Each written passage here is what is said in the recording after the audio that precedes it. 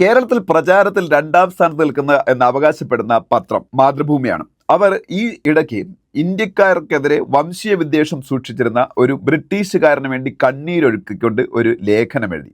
ആ ലേഖനം കണ്ടപ്പോൾ ആരെങ്കിലും അതിനെതിരെ പ്രതികരിക്കും എന്ന് ഞാൻ കരുതി. കുറേ നാളുകളായി ഇതുവരെയ്ക്കും ആരും പ്രതികരിച്ചില്ല. അതുകൊണ്ടാണ് ഇത്തരത്തിലുള്ള വീഡിയോ ഞാൻ ചെയ്യാം എന്ന് കരുതിയത്. അപ്പോൾ ഇനി നമുക്ക് വിഷയത്തിലേക്ക് വരാം. എഡിൻ ല്യൂട്ടൺ എന്ന് പറയുന്ന ഒരു ബ്രിട്ടീഷുകാരൻ ഉണ്ടായിരുന്നെന്ന് ഈ വീഡിയോ കാണുന്ന പലർക്കും അറിയാം. അയാളാണ് ഇന്നത്തെ ഡൽഹിയുടെ ശില്പി എന്നൊക്കെയാണ് അറിയപ്പെടുന്നത്. ല്യൂട്ടൺസ് ഡൽഹി എന്നൊക്കെ പറയും. എഡിൻ ല്യൂട്ടന്റെ ഒരു പ്രതിമ ഇന്ത്യയുടെ രാഷ്ട്രപതി ഭവനിൽ സൂക്ഷിച്ചിരുന്നു. രാഷ്ട്രപതി ഭവനിൽ ഉണ്ടായിരുന്ന എഡിൻ ല്യൂട്ടന്റെ പ്രതിമ മാറ്റിക്കൊണ്ട് ഇന്ത്യയുടെ എക്കാലത്തെയും വലിയ മഹാന്മാരായ വ്യക്തികളിൽ ഒരാളായ രാജാജി എന്ന വിളിപ്പേരിൽ അറിയപ്പെടുന്ന സർ സി രാജഗോപാലാചാരിയുടെ പ്രതിമ അവിടെ മോദി ഗവൺമെന്റ് സ്ഥാപിക്കുകയാണ് ഇപ്പം റീസെന്റ് ആയിട്ട്. അപ്പൊ ഇതിൽ ഭയങ്കര വിഷമം രേഖപ്പെടുത്തിക്കൊണ്ടാണ് ഡൽഹിയോളം എന്ന് പറയുന്ന ഒരു കോളം ഉണ്ട് മാതൃഭൂമിയിൽ. അതിൻ്റെ അകത്ത് മനോജ് മേനോൻ ആണ് സ്ഥിരമായിട്ട് എഴുതുന്നത്. ഈ മനോജ് മേനോൻ ഒരു ലേഖനം എഴുതി മോദി ഗവൺമെന്റിനെ വളരെ നിശിതമായിട്ട് വിമർശിച്ചുകൊണ്ട് മോദി ഗവൺമെന്റിന്റെ പൊളിറ്റിക്കൽ പ്രോജക്റ്റിന്റെ ഭാഗമാണിത്, വളരെ മോശമായി പോയി എന്നും പറഞ്ഞു.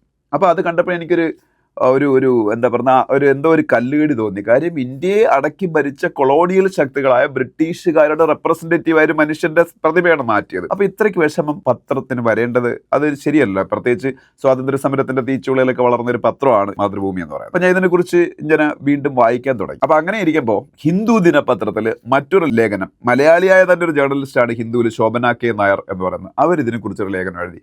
ഈ മാതൃഭൂമിയിലെ ലേഖനം വന്ന് കുറച്ച് ദിവസത്തിന് ശേഷം. ഈ ഇന്ത്യയിലെ മോദി സർക്കാരിനെ വിമർശിക്കുന്നതിൽ ഒന്നാം സ്ഥാനത്ത് നിൽക്കുന്ന പത്രം ഹിന്ദു ആണ്. പക്ഷെ ഹിന്ദുവിൽ വന്ന് ഈ ലേഖനം കണ്ടപ്പോൾ ഞാൻ അതിശയപ്പെട്ടു പോയി. ഇതേ രാജഗോപാലാചാരിയുടെ പ്രതിമ സ്ഥാപിച്ചുകൊണ്ട് എഡിൻ ല്യൂട്ടന്റെ പ്രതിമ അവിടെ നിന്ന് മാറ്റിയതിന് അവർ അനുകൂലിച്ചുകൊണ്ടാണ് എഴുതിയിരിക്കുന്നത്. ശോഭന കെ നായർ വളരെ ലെഫ്റ്റിസ്റ്റ് ആയിട്ടുള്ള ഇടതുപക്ഷ സമീപനങ്ങൾ പുലർത്തുന്ന ഒരു എഴുത്തുകാരി, ഒരു ജേർണലിസ്റ്റും കൂടെയാണ്. അപ്പൊ അവർ പറഞ്ഞേക്കുന്നത് എന്താണെന്ന് അറിയാമോ? ഇന്ത്യക്കാരോട് വംശീയ വിദ്വേഷം സൂക്ഷിച്ചിരുന്ന ആളാണ് എഡിൻ ല്യൂട്ടൻ. അപ്പം അയാളുടെ പ്രതിമ അവിടെ നിന്ന് മാറ്റിയത് നന്നായി എന്നാണ്. അതുമാത്രമല്ല, എഡിൻ ല്യൂട്ടൺ എന്ന് പറയുന്ന ആള് ഇന്ത്യയിൽ ഈ പറഞ്ഞ രാഷ്ട്രപതി ഭവൻ ഉൾപ്പെടുന്ന ല്യൂട്ടൺസ് ഡൽഹി എന്നറിയപ്പെടുന്ന മേഖലയുടെ കൺസ്ട്രക്ഷൻ അല്ലെങ്കിൽ അതിൻ്റെ ഒരു ഡിസൈനിന് വേണ്ടിയിട്ട് ഇവിടേക്ക് നിയോഗിക്കപ്പെടുന്നത് തന്നെ പുള്ളിയുടെ എലീറ്റ് ആയിട്ടുള്ള ബ്രിട്ടന്റെ അന്നത്തെ ആ ഒരു സമൂഹവുമായിട്ടുള്ള കണക്ഷൻസ് കൊണ്ടാണ്. അതെന്താണെന്ന് ഞാൻ പറഞ്ഞുതരാം. ലേഡി എമിലി എന്ന് പറയുന്ന ആളായിരുന്നു ഈ എഡിൻ ല്യൂട്ടന്റെ ഭാര്യ. ഈ ലേഡി എമിലി എന്ന് പറയുന്നത് ഇന്ത്യയുടെ പഴയ കാലത്തെ ഒരു വൈസ്രോയിയുടെ, അതായത് ലോർഡ് ലിറ്റൺ എന്നറിയപ്പെടുന്ന ഒരു വൈസ്രോയി ആണ്. ഗവർണർ ജനറലാണെന്ന് എനിക്ക് വ്യക്തമായിട്ട് ഓർമ്മയില്ല. എൻ്റെ ഓർമ്മ ശരിയാണെങ്കിൽ ഗവർണർ ജനറലായിരുന്നു ലോർഡ് ലിറ്റൺ. ഈ ലോർഡ് ലിറ്റന്റെ മകളായിരുന്നു ഈ പറഞ്ഞ ലേഡി എമിലി. ഈ ലേഡി എമിലിയാണ് ആരുടെ? ഈ പറഞ്ഞ എഡിൻ ല്യൂട്ടന്റെ ഭാര്യ. അപ്പൊ ഈ ഒരു കണക്ഷൻ ഉപയോഗിച്ചാണ് ഇയാൾ ഈ പറഞ്ഞ നമ്മളുടെ ഡൽഹി ബ്രിട്ടീഷുകാർ ക്യാപിറ്റലൊക്കെ ആക്കി മാറ്റാം. ആദ്യം കൊൽക്കട്ട ആയിരുന്നു ക്യാപിറ്റൽ. ബ്രിട്ടീഷ് ഇന്ത്യയുടെ ക്യാപിറ്റൽ കൊൽക്കട്ട ആയിരുന്നു. ഈ കൊൽക്കട്ട മാറ്റി ഡൽഹി ക്യാപിറ്റൽ ആക്കാൻ തന്നെ കാരണം എന്താണ്? 1905 പാർട്ടീഷൻ ഓഫ് ബംഗാൾ നടപ്പാക്കിയാണ്. ഇന്ത്യയിൽ ആദ്യമായിട്ട് വർഗീയ വിഭജനത്തിന്റെ വിത്തുകൾ പാകിയത് ബ്രിട്ടീഷുകാരാണ്. ബംഗാളിന് ഡിവൈഡ് ആൻഡ് റൂൾ എന്ന് പറയുന്ന ആ ഒരു പോളിസി ഉപയോഗിച്ച് ബംഗാളിനെ വെസ്റ്റ് ബംഗാൾ എന്നും ഈസ്റ്റ് ബംഗാൾ എന്നും രണ്ടായിട്ട് അവർ സ്പ്ലിറ്റ് ചെയ്തു. മുസ്ലിം ഭൂരിപക്ഷ ബംഗാളും ഹിന്ദു ഭൂരിപക്ഷ ബംഗാളും. ഇതിനെ തുടർന്ന് ബംഗാളിൽ വലിയ പ്രശ്നങ്ങൾ ഉണ്ടാവുകയും അവിടെ പറഞ്ഞ സ്വാതന്ത്ര്യ സമരമായിട്ട് ബന്ധപ്പെട്ട വലിയ ഒരു പ്രക്ഷോഭമൊക്കെ അവിടെ നിന്ന് ഉയർന്നു വരികയൊക്കെ ചെയ്യുന്നുണ്ട്. ഇപ്പം ഇതിൻ്റെ ഒരു പൊളിറ്റിക്കൽ ഫോളോ ഔട്ടിനെ നിയന്ത്രിക്കാൻ വേണ്ടിയിട്ടും കൂടെയാണ് 1911 ഒക്കെ ആകുമ്പോഴത്തേക്ക് ബ്രിട്ടീഷ് ഇന്ത്യയുടെ ആസ്ഥാനം ഡൽഹിയിലേക്ക് മാറ്റുന്നത്. പറഞ്ഞ പേരൊക്കെ വേറെ പലതുമാണ്, വേറെ കാരണങ്ങളാണെങ്കിൽ ഇതാണ് മെയിൻ കാരണം എന്ന് പറയുന്നത്. അപ്പോൾ അതിനുശേഷം ഡൽഹി അവർക്ക് ഡെവലപ്പ് ചെയ്യണം.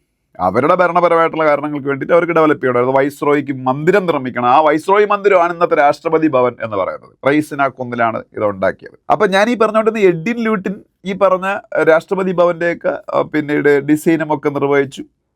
അതുമായിട്ട് ബന്ധപ്പെട്ട മറ്റ് ബംഗ്ലാവുകളുടെ എല്ലാം ഡിസൈനെല്ലാം നിർവഹിക്കുന്നു. പക്ഷേ അയാൾ ഇന്ത്യയോട് കടുത്ത വംശീയ വിദ്വേഷം പുലർത്തിയിരുന്നു.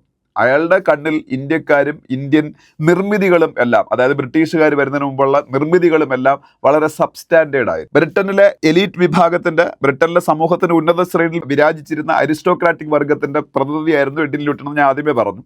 അപ്പൊ അതുകൊണ്ട് തന്നെ അവർക്ക് മാത്രമേ സകല കഴിവുകളും ഉള്ളെന്നും ആർട്ടും കലയും എല്ലാം അവരുടെ മാത്രമാണ് മികച്ചതെന്നും വിശ്വസിച്ചിരുന്ന ഒരാളായിരുന്നു എന്ന് തെളിയിക്കുന്ന ഒരുപാട് രേഖകളുണ്ട്. അയാളുടെ ഭാര്യയായിരുന്നു പിന്നീട് ലേഡി എമിലിക്ക് എഴുതിയ പല എഴുത്തുകളും ഈ ശോഭന കെ നായരുടെ ലേഖനത്തിൽ അവർ ഉദ്ധരിച്ച് പറയുന്നുണ്ട്. നമ്മളുടെ ആർക്കിടെക്ചറൽ വണ്ടർ എന്ന് പറയുന്ന ലോകത്തിലെ ലോകാത്ഭുതങ്ങളിൽ ഒന്നായിട്ട് കണക്ക് കൂട്ടിയിരിക്കുന്ന താജ്മഹൽ ഒരു സബ്സ്റ്റാൻഡേർഡ് നിർമ്മിതിയാണ് എന്നാണ് അയാളുടെ ഭാര്യയ്ക്ക് എഴുതിയ ലെറ്ററിൽ പറയുന്നത്. ഇതെല്ലാം ശോഭന കെ നായരുടെ ലേഖനത്തിൽ ഹിന്ദുവിൽ വന്നപ്പോൾ ഞാൻ പിന്നീട് അതിനെ വീണ്ടും ഒന്ന് എടുത്ത് പരിശോധിച്ചു. ഗൂഗിൾ ജെമിനിയിലും ചാറ്റ് GPT-യിലും ഒക്കെ. അവിടെ എല്ലാം ഇത് തന്നെയാണ് പറയുന്നത്. അപ്പൊ അത്തരത്തിലുള്ളൊരു വ്യക്തി, ആ വ്യക്തിയുടെ പ്രതിമ എടുത്ത് മാറ്റിയിട്ട് അവിടെ RSSന്റെ സ്ഥാപകനായ ഹെഡ്ഗേവാറിന്റെയോ അല്ലെങ്കിൽ അവരുടെ ഐഡിയോളജിക്കൽ മെന്റർ എന്നറിയപ്പെടുന്ന പിന്നീട് വരുന്ന രണ്ടാമത്തെ സർസംഘചാലകമായിട്ടുള്ള ഗോൾവൽക്കറിന്റെ ഒന്നും പ്രതിമയല്ല അവിടെ സ്ഥാപിച്ചത്. അതായത് ഗവൺമെന്റുമായിട്ടോ അവരുടെ ഐഡിയോളജിക്കൽ മെന്റർ ആയിട്ടുള്ള RSSുമായിട്ടോ ഒന്നും ബന്ധമുള്ള ഒരാളുടെ പ്രതിമയിൽ അവിടെ സ്ഥാപിച്ചത് ഇന്ത്യയുടെ സ്വാതന്ത്ര്യ സമരത്തിന്റെ മുൻപന്തിയിൽ നിന്ന് നയിച്ച വളരെ കറകളഞ്ഞ വ്യക്തിത്വമായ രാജാജി സർ സി രാജഗോപാലാചാരി. അദ്ദേഹം ആയിരുന്നല്ലോ പിന്നീട് ഇന്ത്യയുടെ സ്വതന്ത്ര ഇന്ത്യയിലെ ഇന്ത്യക്കാരനായ ആദ്യത്തെ ഗവർണർ ജനറൽ. ആ ഒരു പോസ്റ്റ് അതോടുകൂടി അവസാനിച്ചു. അതിനുശേഷം പിന്നെ ഗവർണർ ജനറൽ ഉണ്ടായിട്ടില്ല. അതുകൊണ്ട് സി രാജഗോപാലാചാരിയാണ് ഇന്ത്യയുടെ ഗവർണർ ജനറൽ പദവിയിലെത്തിയ ഒരേ ഒരു ഇന്ത്യക്കാരൻ. അദ്ദേഹത്തിന്റെ പ്രതിമ അവിടെ സ്ഥാപിച്ചത്. ഉറപ്പായിട്ട് ഗവൺമെന്റിന് പൊളിറ്റിക്കൽ ലക്ഷ്യങ്ങൾ അതിന്റെ ബാക്കിൽ കാണാൻ സാധ്യതയുണ്ട്. അത് കുറ്റപ്പെടുന്ന കാര്യമില്ല. അതെല്ലാ രാഷ്ട്രീയ പാർട്ടിയൊക്കെ ഇല്ലേ പൊളിറ്റിക്കൽ ലക്ഷ്യങ്ങൾ. എല്ലാവരും അവരുടെ ഐഡിയ, ഇതൊരു മോശം പൊളിറ്റിക്കൽ ലക്ഷ്യം അല്ലല്ലോ. ഇപ്പം തമിഴ്നാട് രാഷ്ട്രീയത്തിൽ ഇൻഫ്ലുവൻസ് ചെയ്യാൻ വേണ്ടിയിട്ടാണ് അങ്ങനെ ചെയ്തതെന്ന് ഈ പറഞ്ഞ ശോഭന കെ നായരുടെ ലേഖനത്തിൽ ഒരു പറയുന്നുണ്ട്. തമിഴ്നാട്ടിൽ ഇപ്പോൾ ഇലക്ഷൻ വരികയാണ്. അപ്പം ഇലക്ഷൻ വരുമ്പോൾ തമിഴ്നാടുകാരനായിരുന്നു രാജഗോപാലാചാരി. അപ്പോൾ ഈ രാജഗോപാലാചാരി ആദരിക്കുക വഴി തമിഴ്നാട്ടിലെ ആൾക്കാരുടെ മനസ്സിലേക്ക് കയറപ്പെട്ടാനുള്ള BJPയുടെ ഒരു ശ്രമം കൂടിയാണിതെന്ന് പറയുന്നുണ്ട്. ഒപ്പം ഡീകോളനൈസേഷൻ എഫേർട്ടാണ് തോന്നുന്നത്. ഡീകോളനൈസേഷൻ അതായത് കോളനി ആയിട്ട് ബന്ധപ്പെട്ട ഇന്ത്യ ഒരു കാലത്ത് കോളനി വൽക്കരിക്കപ്പെട്ടിരുന്നതാണ്. അതിന്റെ മുദ്രകളെല്ലാം മാച്ചു കളയുക, അതിന്റെ സിംബൽസ് എല്ലാം ഇല്ലാതാക്കുക. ആ ഒരു ലക്ഷ്യത്തോടൊപ്പം ഈ ഒരു പൊളിറ്റിക്കൽ പ്രോജക്റ്റ് ഉണ്ടെന്ന് പറയുന്നു. പൊളിറ്റിക്കൽ പ്രോജക്റ്റ് ഉണ്ടെങ്കിൽ എന്താ തെറ്റതിൽ? അതിൽ വർഗീയതയൊന്നുമില്ലല്ലോ. വർഗീയത ഉണ്ടെങ്കിൽ ഒക്കെ നമുക്ക് ക്രിട്ടിസൈസ് ചെയ്യാം, അത് വർഗീയപരമായിട്ട് അവർ ചെയ്തതാണ് പറ്റാന്നൊക്കെ. ഇതിപ്പോൾ അങ്ങനെയല്ല. ഇത് രാഷ്ട്രീയം അവർക്ക് സ്വാഭാവികമായിട്ട് തമിഴ്നാട് രാഷ്ട്രീയത്തിൽ ഇൻഫ്ലുവൻസ് ചെയ്യാനും അത് ശ്രമിച്ചതാണ് ഇതുവഴി. പക്ഷെ അതിലൊരു തെറ്റുമില്ല. അപ്പോൾ ഇതുപോലുള്ള മലയാളത്തിലെ പത്രങ്ങൾ ഇങ്ങനെ എഴുതിയ ആൾക്കാരെ തെറ്റിദ്ധരിപ്പിക്കും. ഇത് വായിക്കുന്ന ആൾക്കാർ, ഇതിപ്പോൾ ഞാൻ ഈ വീഡിയോയിൽ ഈ കാര്യങ്ങൾ പറഞ്ഞില്ലെങ്കിൽ സാധാരണ ആൾക്കാർ ഇതിൽ ഇൻഫ്ലുവൻസ്ഡ് ആവും. എന്തോ വലിയ തെറ്റാണ്, അപരാധമാണ് ചെയ്തത്. ഇന്ത്യ ഒരുപാട് വർഷങ്ങളായിട്ട്, ഒരുപാട് നൂറ്റാണ്ടുകളായിട്ട് പല പല പല വൈദേശിക ശക്തികൾ ഭരിച്ച ഒരു രാജ്യമാണ്. അല്ലെങ്കിൽ പല പല വൈദേശിക ശക്തികൾ ഭരിക്കപ്പെട്ട ഒരു സമൂഹമാണ് ഇപ്പോൾ ഇന്ത്യക്കാരെന്നറിയപ്പെടുന്ന നമ്മളുടെ പൂർവികർ ബ്രിട്ടീഷുകാരാൽ ഭരിക്കപ്പെട്ടു, മുഗളന്മാരാൽ ഭരിക്കപ്പെട്ടു, അല്ലെങ്കിൽ അഫ്ഗാനിസ്ഥാനിൽ നിന്ന് കടന്നു വന്ന പല വൈദേശിക ശക്തികൾ വഴി ഭരിക്കപ്പെട്ടു. അങ്ങനെ എത്രയോ പേര്, ഫ്രഞ്ചുകാർ ഭരിച്ചു, ഡച്ചുകാർ ഭരിച്ചു, പോർച്ചുഗീസുകാർ ഭരിച്ചു. അതുകൊണ്ടാണ് ഇന്ത്യക്കാരന് ഒരു ആത്മാഭിമാന ബോധം പോലും ഇല്ലാതെ ആയിപ്പോയതെന്ന് പലരും വിമർശിക്കുന്ന ഞാൻ കണ്ടിട്ടുണ്ട്. അപ്പൊ ഇനിയും നമ്മൾ ഇവരുടെയൊക്കെ കോൺട്രിബ്യൂഷൻസും പഠിച്ച് നമ്മളുടെ പിന്നീട് അവരുടെ പ്രതിമകളും ഇന്ത്യക്കകത്ത് സ്ഥാപിച്ച അടയാളങ്ങളും സൂക്ഷിച്ച് ഇനിയും നമ്മൾ പഠിച്ച പഴയ ഹിസ്റ്ററി പോലെ ഇന്ന ആൾക്കാരുടെ സംഭാവന എന്ന് പറഞ്ഞ് അവരതായത് സംഭാവന ചെയ്തതല്ല, അവരെല്ലാവരും ചെയ്തത് എന്താണ്, നമ്മളെ ഭരിച്ച് മുടിച്ചപ്പോൾ അവർക്ക് ഇവിടുന്ന് സാധനങ്ങൾ കടത്തിക്കൊണ്ടുപോയി റെയിൽവേ വേണമായിരുന്നു. അതുകൊണ്ട് റെയിൽവേ സ്ഥാപിച്ചു. ഇന്ത്യയുടെ പല സ്ഥലങ്ങളിൽ നിന്ന് കട്ടുമുടിക്കുന്ന സംഭവങ്ങളെല്ലാം കൂടെ ഒരേ പോയിന്റുകളിൽ കൊണ്ടുവരാൻ വേണ്ടിയിട്ടാണ് പല പല റെയിൽവേ ട്രാക്കുകൾ ഉണ്ടാക്കിയത്. ഇവിടെ നിന്ന് അവരുടെ ഭരണത്തിന്റെ ആസ്ഥാന മന്ദിരങ്ങളായിട്ട് അവർ ഈ പറഞ്ഞ രാഷ്ട്രപതി ഭവനോ പാർലമെന്റ് മന്ദിരമോ അങ്ങനെ പലതും നിർമ്മിച്ചു. അങ്ങനെ പല നിർമ്മിതികളും ഉണ്ടായി ഇന്ത്യയിൽ. ഇതൊന്നും അവരുടെ സംഭാവനകളല്ല. ബ്രിട്ടീഷ് വിദ്യാഭ്യാസം നമ്മളെ ഇന്ത്യയിൽ നടപ്പാക്കിയത് അവർക്ക് ഗുമസ്തന്മാരെ സൃഷ്ടിക്കാനായിരുന്നു. അത് നമുക്ക് പിന്നീട് ഗുണമായി ഭവിച്ചു എന്നുള്ള സത്യമാണ്. പക്ഷെ എന്ന് കരുതി അവരുടെ പരമായിട്ടുള്ള നേട്ടങ്ങൾക്ക് വേണ്ടിയിട്ടും അവരുടെ എളുപ്പത്തിന് വേണ്ടിയിട്ട് ചെയ്ത കാര്യങ്ങൾ ശശി തരൂരിൻ്റെ ഒരു പ്രസംഗത്തിൽ പറയുന്നുണ്ട്. അവർ ഇന്ത്യയിൽ വരുമ്പോൾ അവരുടെ GDP ഇന്ത്യയെക്കാളും എത്രയോ കുറവായിരുന്നു. അവരിവിടുന്ന് പോകുമ്പോൾ ഇന്ത്യ ദരിദ്ര നാരണന്മാരുടെ രാജ്യമായിട്ട് മാറുകയാണ്. അപ്പോൾ അവർ ഇവിടെ നിന്ന് ഊറ്റിക്കൊണ്ട് പോവുകയായിരുന്നു എല്ലാ റിസോഴ്സസും. നമ്മളുടെ മയൂര സിംഹാസനം ഒന്നും ഇവിടെയില്ല, ഷാജഹാൻ ചക്രവർത്തി ഉണ്ടാക്കിയ അത് അവിടെയാണ്. കോഹിനൂർ ഇവിടെയില്ല, അതവിടെയാണ്. ബ്രിട്ടീഷുകാരുടെ മ്യൂസിയത്തിലോ എവിടെയൊക്കെയാണ്.